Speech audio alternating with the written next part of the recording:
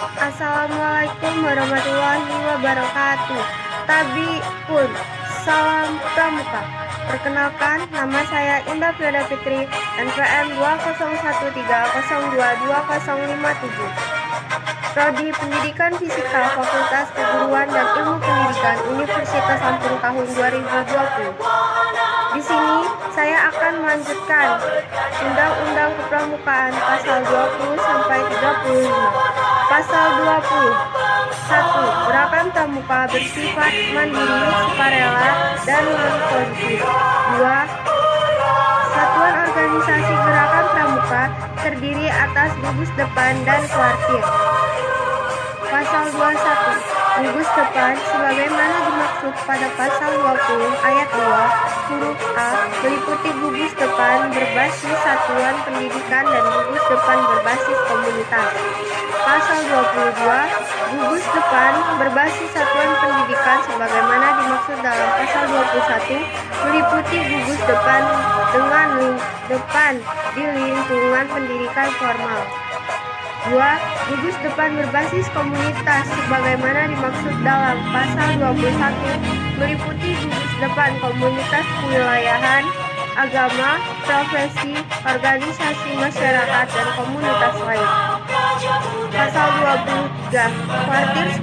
Kuartir sebagaimana dimaksud dalam pasal 20 ayat 2 huruf B terdiri dari kuartir ranting, cabang, daerah, dan nasional.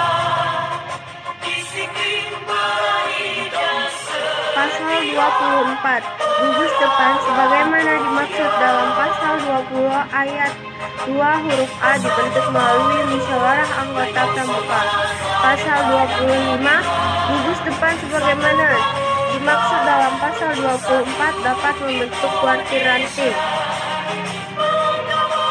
Kuartir ranting sebagaimana ayat 1 dapat membentuk kuartir cabang. Pasal 26. Kuartir cabang sebagaimana dimaksud dalam pasal 25 ayat 2 membentuk kuartir daerah. 2. Kuartir daerah dapat membentuk kuartir nasional. Pasal 27. Kepengurusan kuartir sebagaimana dimaksud dalam pasal 23 dipilih oleh pengurus organisasi gerakan pramuka yang berada di bawahnya secara demokratis melalui musyawarah kuartir. Kepengurusan sebagaimana dimaksud pada ayat 1 tidak terikat dengan jabatan publik. Bagian ketiga, kuartir cabang, kuartir ranting, kuartir daerah, dan kuartir nasional. Pasal 28. 1. Kuartir ranting sebagaimana dimaksud pasal 23 huruf A merupakan satuan organisasi gerakan pramuka di kecamatan. Kuartir ranting mempunyai tugas memimpin dan mengendalikan gerakan pramuka dan kegiatan kepramukaan di kecamatan. Kuartir ranting sebagaimana dimaksud pada ayat 1 dibentuk oleh paling sedikit 5 gugus depan melalui musyawarah ranting. Kepengurusan ranting dibentuk melalui musyawarah ranting. Kesimpulan, kuartir ranting bersifat kolektif.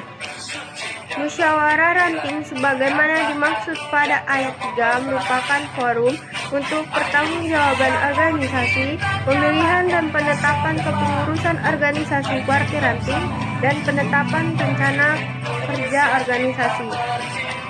Pasal 29. Kuartir cabang merupakan organisasi gerakan pramuka di kabupaten atau kota. Kuartir cabang mempunyai tugas memimpin dan mengendalikan gerakan pramuka dan kegiatan kepramukaan di kabupaten atau kota. Kuartir cabang sebagaimana dimaksud pada ayat 1 dibentuk melalui musyawarah cabang. Kepengurusan kuartir cabang dibentuk melalui musyawarah cabang. Kepemimpinan kuartir cabang bersifat kolektif.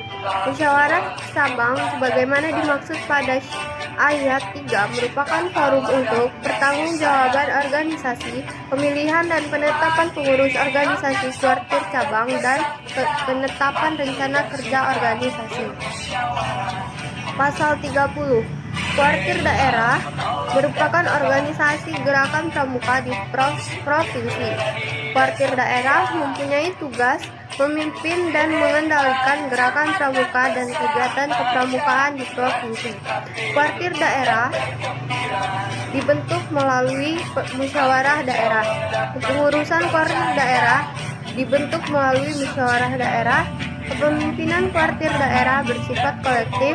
Musyawarah daerah sebagaimana dimaksud pada ayat 3 merupakan forum untuk pertanggungjawaban organisasi, pemilihan dan penetapan kepengurusan organisasi kuartir daerah, dan penetapan rencana kerja organisasi. Pasal 31 Kuartir nasional sebagaimana dimaksud pasal 23 huruf B merupakan organisasi gerakan pramuka lingkup nasional. Kuartir nasional mempunyai tugas memimpin dan mengendalikan gerakan pramuka serta kegiatan kepramukaan lingkup nasional. Kuartir nasional dibentuk melalui lingkup nasional. Kuartir nasional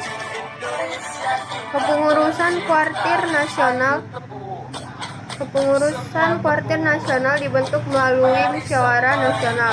Kepemimpinan kuartir nasional bersifat kolektif.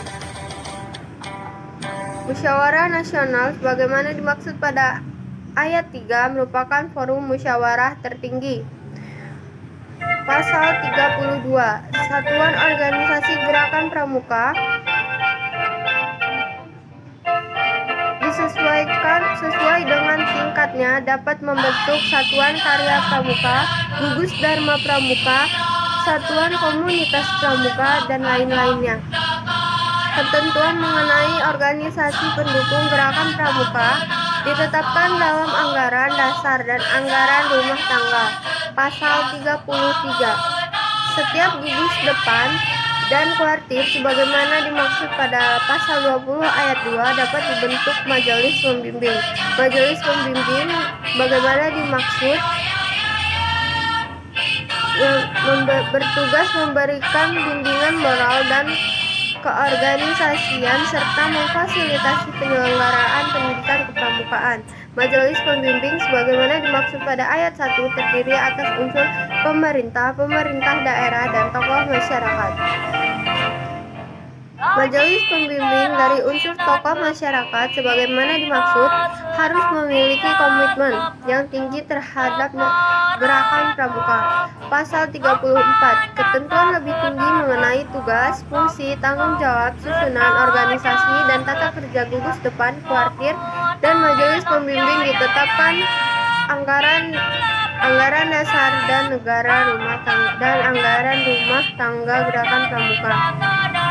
Anggaran dasar dan anggaran rumah tangga gerakan pramuka ditetapkan oleh musyawarah nasional.